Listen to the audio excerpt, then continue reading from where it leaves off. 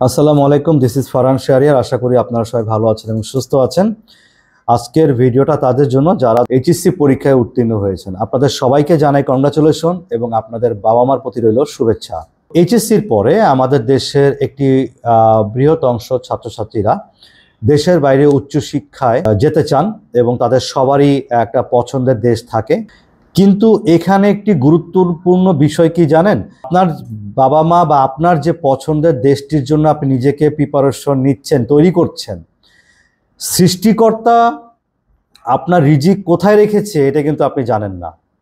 প্রথমবারই আবেদন করে successfully visa পাবেন কিনা, নাকি আপনি আরও 2বার 3বার আবেদন করার পরে পাবেন কিনা, বা আপনার ওই দেশ থেকে হলোই না, আপনি আবার আরেকটা কান্ট্রি পছন্দ করলেন, সেখানে আবেদন করলেন, এটা পুরোটাই নির্ভর করবে সৃষ্টিকর্তার উপরে। আপনি কোন দেশে কতবার ট্রাই করার পরে, কত সময়ের পরে আপনার ভিসা হবে, আপনার রিজিক সেখানে ছিল কিনা, ব্যাপারটা কিন্তু এইরকম।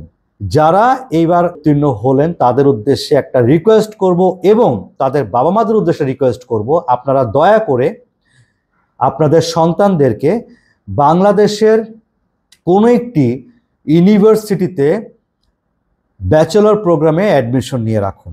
সো আপনি যদি বাংলাদেশে আপনার সন্তানকে কোনো ইউনিভার্সিটিতে অ্যাডমিশন না নেওয়ান, সে যদি কোথাও অ্যাডমিশন না নিয়ে শুধু বিদেশের জন্য নিজেকে প্রিপারেশন করে, আমি যেটা একটু আগেই বললাম, সৃষ্টিকর্তা কোথায় আপনার রিজিক রেখেছে আপনি জানেন না। আপনার 1 বছর লেগে যেতে পারে, আপনার 2 বছর লেগে যেতে পারে, ঠিক আছে? সো কি হবে তাহলে? আপনি এইচএসসি পাস করেছেন কত সালে, সেখান থেকে এক সময় অতিবাহিত হচ্ছে এবং আপনি বাংলাদেশে কোথাও কিন্তু ভর্তি নেই। এই যদি হয় ব্যাপারটা, তাহলে এখানে একটা শঙ্কা আছে। শঙ্কাটা হচ্ছে, আপনারা হয়তো অনেকেই জানেন না, আবার অনেকে হয়তো বা জানেন। সেটি কি জানেন? পৃথিবীর প্রত্যেকটা উন্নত দেশে ব্যাচেলর প্রোগ্রামে আবেদন করার ক্ষেত্রে, আমি আবারও বলি, ব্যাচেলর প্রোগ্রামে আবেদন করার ক্ষেত্রে এইচএসসির পরে কিন্তু 2 বছরের বেশি গ্যাপ কিন্তু অ্যালাউ করে না। ওকে, মানে 1 বছর যদি গ্যাপ থাকে তাহলে ওই দেশের এমবাসি বা ইউনিভার্সিটি কর্তৃপক্ষ তেমন কোনো অবজেকশন কিন্তু দেয় না বা তেমন কোনো ডকুমেন্ট আপনার কাছে চাবে না। যখনই আপনার এই গ্যাপটা 1.5 থেকে 2 বছর পার হয়ে যাবে, তখনই কিন্তু এমবাসি বা ইউনিভার্সিটিও আপনার কাছে জানতে চাইবে যে আপনি ইন্টারমিডিয়েটের পরে এই 1.5-2 বছর কি করেছেন।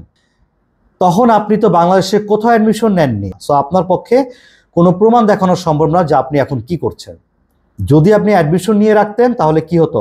আপনি স্বাভাবিক নিয়মে লেখাপড়া করে যেতেন বাংলাদেশের ইউনিভার্সিটিগুলোতে এবং আপনি অন্যদিকে বিভিন্ন দেশে ট্রাই করতে থাকলেন যে কোন দেশে আপনার ভিসা হয়। কারণ কোন দেশে যে হবে আপনি তো গ্যারান্টি আপনার কাছেও নেই। এতে সময় বেশি সময় লেগে যেতেই পারে আবেদন করে করে ভিসা পেতে পেতে, যেটা অনেকের ক্ষেত্রে এমনটা কিন্তু হচ্ছে। অনেক অজস্র লক্ষ লক্ষ ছেলেমেয়েরা এরকম আছে, আমি যে বিষয়ে আজকে কথা বলতেছি। সো যখনই আপনি পড়াশোনা করতে থাকবেন বাংলাদেশের কোনো ইউনিভার্সিটিতে, আপনি কিন্তু 1.5 বছর 2 বছর পরে হলেও আপনার বাংলাদেশের সেই ইউনিভার্সিটি থেকে গিয়ে প্রেজেন্ট কন্টিনিউশন সার্টিফিকেট বলে একটা কাগজ আছে, যেটা ইউনিভার্সিটি আপনাকে দিবে, মানে বর্তমানে আপনি কি করছেন সেখানে তারা কাগজের মধ্যে লিখে দেয় আপনি কোন সাবজেক্টে পড়ছেন, কত সালে অ্যাডমিশন নিয়েছেন, কোন সেমিস্টারে আছেন, কত ক্রেডিট কমপ্লিট করেছেন, এই তথ্যগুলো লেখা থাকে। যখনই প্রেজেন্ট কন্টিনিউশন সার্টিফিকেট আপনি ইউনিভার্সিটি থেকে পাবেন, সো ওটা আপনি বিদেশের ইউনিভার্সিটি দিলে ওটা কিন্তু গ্রহণযোগ্য হয়ে গেল, আপনার অ্যাডমিশন কিন্তু হয়ে যাবে। ইভেন ভিসা যখন আবেদন করবেন সেই দেশে, ভিসা আবেদন করার সময়ও কিন্তু এই প্রেজেন্ট কন্ডিশন আপনি জমা দিতে পারবেন যে আপনি এখানে বর্তমানে পড়াশোনা করছেন। পাশাপাশি ক্রেডিট ট্রান্সফার করার একটা সুযোগ কিন্তু থাকে। আপনি এখানে কিছু ক্রেডিট কমপ্লিট করলেন, 2 সেমিস্টার 3 সেমিস্টার কমপ্লিট করলেন, তারপর কিন্তু অন্য দেশে বাংলাদেশের বাইরে ওই বিদেশি ইউনিভার্সিটিতেও কিন্তু পরবর্তী ক্রেডিট ট্রান্সফার করাকে আমরা ক্রেডিট ট্রান্সফার বলি, সেই সুযোগটাও পাচ্ছেন। কিন্তু আমি যেটা দেখতে পাচ্ছি, আমার কাছে অনেক স্টুডেন্ট আসে, মাস্টার্স স্টুডেন্ট আসে, ব্যাচেলর প্রোগ্রামের স্টুডেন্টরা আসে, যে বেশিরভাগ স্টুডেন্ট আমার কাছে যারাই আসে, বেশিরভাগ স্টুডেন্ট 2 বছর 3 বছর আগে ইন্টারমিডিয়েট পাস করার পরে তারা বাংলাদেশে কোথাও অ্যাডমিশন নেয়নি। তাদের বাংলাদেশে কোনো ভার্সিটিতে নাম লেখা নাই। তারা কি করে, তাদের ইতিহাসটা কি জানেন? যখন জিজ্ঞেস করি তুমি এই 2-3 বছর কি করছো, তাদের বেশিরভাগ ছেলেমেয়ের ইতিহাস একটাই, যে ভাইয়া আমি এর আগে অমুক দেশে অ্যাপ্লাই করেছি 2বার, রিফিউজ হয়েছি। আমি তমুক দেশে অ্যাপ্লাই করেছি 3বার, রিফিউজ হয়েছি। এই 2বার 3বার অ্যাপ্লাই করে রিফিউজ হইতে গিয়ে আমার জীবন থেকে 2 বছর চলে গেছে। এই হচ্ছে তাদের উত্তর। যখন জিজ্ঞেস করি তুমি তাহলে বাংলাদেশে কোথাও অ্যাডমিশন নিয়ে রাখলা না কেন, তাদের একটাই কথা, ভাই আমরা বুঝতে পারিনি, আমরা ভেবেছি আমাদের ভিসা হয়ে যাবে। সো আপনাকে কে বলেছে যে আপনি একটা দেশে আবেদন করবেন, আপনি ভিসা হয়ে যাবে প্রথম চান্সই? এই গ্যারান্টি কি কেউ আপনাকে দিয়েছে? কেউ দেয়নি। সো আপনারা যারা পিতামাতারা আছেন, দয়া করে তারা এই ভুলটা করবেন না। আপনার সন্তান অনেক ছোট মানুষ, সে পৃথিবীতে এখন ঠিকমতো পৃথিবী চেনেও না।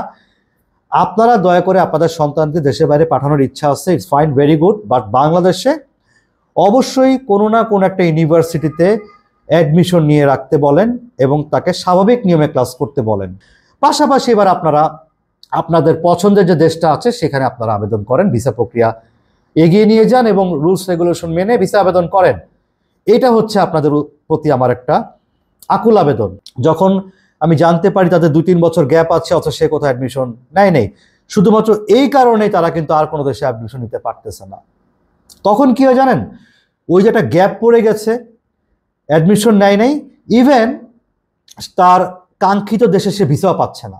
তখন কি হয়? বাংলাদেশে তার নতুন করে আর পড়াশোনা করা হয়ও না, তার নতুন করে পড়তে ইচ্ছে করে না, ভর্তি হওয়ার ইচ্ছা জাগে না, এবং ইতিমধ্যে তার 2-3 বছর গ্যাপ কিন্তু হয়ে গেছে। সো ইন্টারমিডিয়েট তার ভালো স্কোর ছিল, কিন্তু জীবনের একটা এলোমেলো পর্যায়ে এসে তার লেখাপড়াটা বন্ধ হয়ে যাওয়ার উপক্রম হয়ে যায়। এদিকে ভিসাও হয় না, এদিকে এখানেও সে কোথাও অ্যাডমিশন নাই। এটাই কিন্তু হচ্ছে বাংলাদেশে এখন সবচেয়ে বেশি। সো ইন্টারমিডিয়েট পাস করেছেন আপনারা, ফ্যান্টাস্টিক, গুড লাক। কিন্তু যদি দেশের বাইরে যাওয়ার চিন্তা করেন, ফাইন, নো প্রবলেম, বাট বাংলাদেশে অবশ্যই কোনো না কোনো ইউনিভার্সিটি অ্যাডমিশন নিয়ে রাখেন, যেটা আপনাদের অনেক বড় উপকার হবে। ঠিক আছে? সো আজকের ভিডিও এই পর্যন্তই। সবাইকে আল্লাহ হাফেজ, দেখা হবে আবার। আসসালামু আলাইকুম।